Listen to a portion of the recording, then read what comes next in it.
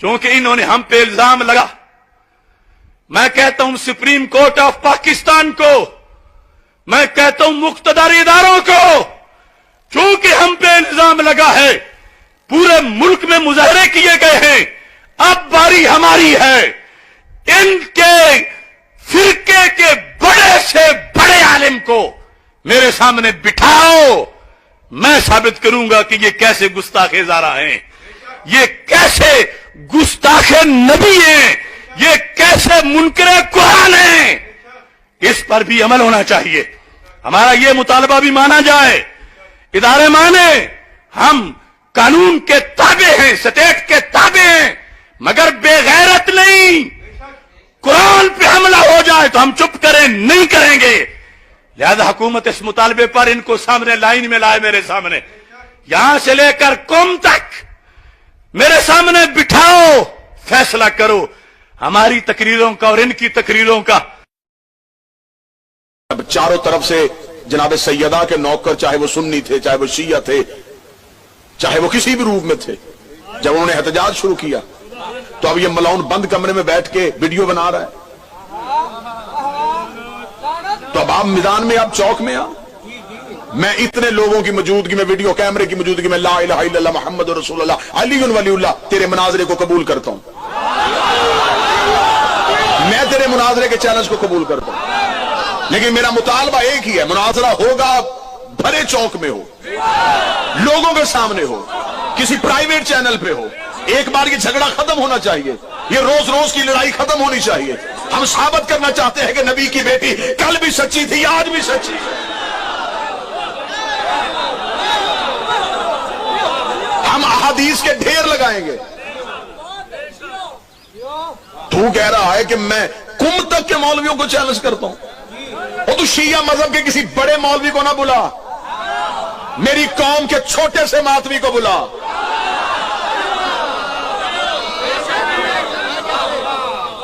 جلیل القدر شخصیات کو کیوں زحمت دے رہے ہو؟ جو کام چھوٹوں سے نہ ہو پھر وہ بڑے کرتے ہیں.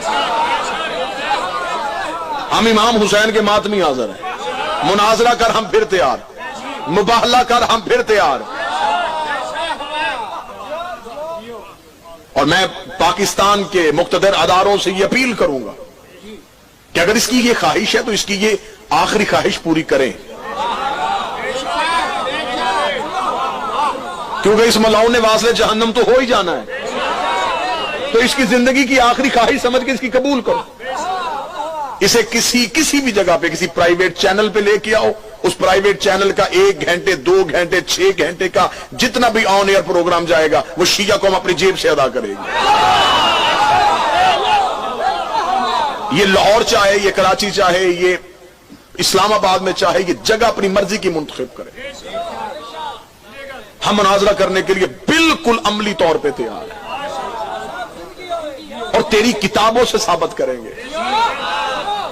تو کہہ رہا ہے کہ میں شیعوں کو گستاخ سیدہ ثابت کروں گا، تو ہماری آنکھوں میں آنکھیں ڈال، ہم تجھے گستاخ رسول ثابت کریں. تیری کتابوں کی تو سیاہی ابھی تک نہیں مٹی. گستاخ نبی وہ ہوتا ہے جو نبی کو 40 سال تک معاذ اللہ اسلام پہ نہ مانے. گستاخ رسول وہ ہوتا ہے جو نبی کو دائی کا دودھ پلائے. گستاخ رسول وہ ہوتا ہے جو نبی کو جبریل کے ہاتھ آپریشن کروائے. تو کہتا ہے یہ توہین رسالت نہیں ہے. ہم حکومت پاکستان سے مطالبہ کرتے ہیں کہ ہمیں 298A پہ مقدمہ نہیں چاہیے، 295C پہ مقدمہ چاہیے. 298A مقدس شخصیات کی توہین پہ ہوتی ہے، نبی کی بیٹی کی توہین، رسول کی توہین. اب تو پنجاب اسمبلی سے بل بھی پاس ہو گیا ہے کہ جو صحابہ کی توہین کرے وہ کافر ہوتا ہے، اسے دائرہ اسلام سے نکالو، اس کے خلاف سزا ہونی چاہیے، سخت سے سخت سزا دو جو صحابی کی توہین کرے. تو میں تو اس بل کا بہت دیر سے انتظار کر رہا تھا. اگر یہ پاس ہو ہی گیا تو ہم اس بل کو تمہاری طرف پلٹائیں گے. تم نے کہا ہے جو صحابی کی توہین کرے اسے سخت سے سخت سزا ہونی چاہیے. اگر صحابہ کی توہین پہ سزا ہوتی ہے تو پھر سر پہ قرآن رکھ کے بتاؤ تم علی کو صحابی مانتے ہو کہ نہیں مانتے؟ اگر علی کو صحابی مانتے ہو پہلے اس بندے کو سزا دو جو ممبروں پہ بیٹھ کے علی کو گالیاں دلواتا رہا، پہلے اسے سزا دو. صحابہ کی توہین سے اگر سزا ملنی چاہیے تو ہم شیعہ دستخط کرتے ہیں، لیکن ان لوگوں کو بھی سزا دو جو آپس میں ایک دوسرے کو نہیں مانتے تھے، جو مدینے سے نکالے وہ بھی صحابی، جس کو نکالے، جو قتل کرے، جو قتل ہو، تو پھر بتاؤ صحابیت کا معیار کیا ہے؟ بھائی آپ نے تو صرف بل پہ لکھا ہے نا توہین صحابہ، تو ہم شیعہ ساتھ ہیں۔ یہ تم نے اتنے 1400 سال سے میری قوم پہ الزام لگائے وہ یہ صحابہ کی عزت نہیں کرتے، عزت نہیں کرتے۔ کس جاہل نے تمہیں کہا کہ ہم عزت نہیں کرتے؟ ہم عزت کرتے ہیں، لیکن پہلے بتاؤ صحابی کا معیار کیا ہے؟ جو بھی نبی کے پاس بیٹھے وہ صحابی ہوتا ہے۔ تو اگر صحابی کا معیار یہ ہے کہ جس نے بھی نبی کے ساتھ زندگی گزاری اس کی عزت کرنی ہے، تو پھر یہ سارے مولوی مجھے اکٹھے ہو کے پہلے یہ بتائیں یہ سورہ منافقون کن کے لیے اتری ہے؟